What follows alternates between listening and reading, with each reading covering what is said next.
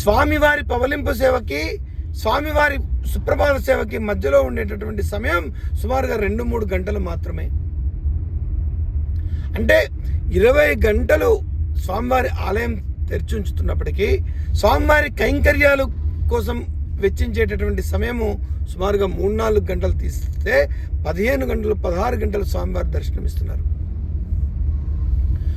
ఈ 15-16 గంటలు స్వామివారి దర్శనం ఇస్తున్నప్పటికీ సామాన్య భక్తులకి దర్శనం ఇస్తున్నటువంటి సమయము కేవలం 8-9 గంటలు మాత్రమే.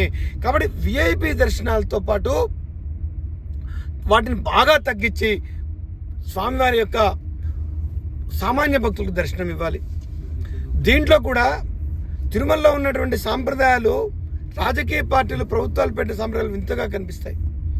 300 రూపాయల దర్శనానికి వెళ్ళేటటువంటి భక్తుడు కానీ, ఉచిత దర్శనానికి వెళ్ళే భక్తుడు కానీ, నడిచి వచ్చిన వాళ్ళకి ఇచ్చేటువంటి దివ్య దర్శనం కానీ విభిన్నమైనటువంటి పేర్లు ఉన్నప్పటికీ, విభిన్నమైన చోట వాళ్ళ క్యూ లైన్లు మొదలు పెడుతున్నప్పటికీ, వైకుంఠ క్యూ కాంప్లెక్స్ 1 కావచ్చు, 2 కావచ్చు, 3 కావచ్చు, వాళ్ళకు ప్రారంభం అవుతున్నప్పటికీ వీళ్ళకి దర్శనం అందరినీ కలిపి ఒకే చోట నుంచి దర్శనం ఇస్తారు.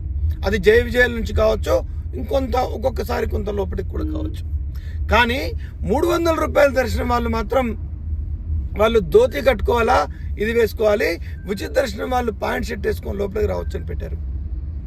నేను గతంలో కూడా తిరుమల తిరుపతి పాలక మండలికి అనేక సార్లు ఉత్తరం రాసిన, 300 రూపాయల దర్శనం వాడు కానీ, ఉచిత దర్శనం వాడు కానీ స్వామివారి దర్శనం ఒకే చోట నుంచి చేసుకుంటున్నప్పుడు, వాళ్ళు లోపలికి వెళ్ళి ఎటువంటి సేవల్లో పాల్గొన్నప్పుడు ఒకే చోట నుంచి దర్శనం చేసుకునేటటువంటి ఇద్దరు వ్యక్తులకి 2 రకాలైనటువంటి డ్రెస్ కోడ్ని, వస్త్ర నిబంధనలను ఎందుకు తిరుమల తిరుపతి దేవస్థానం పెడుతుంది?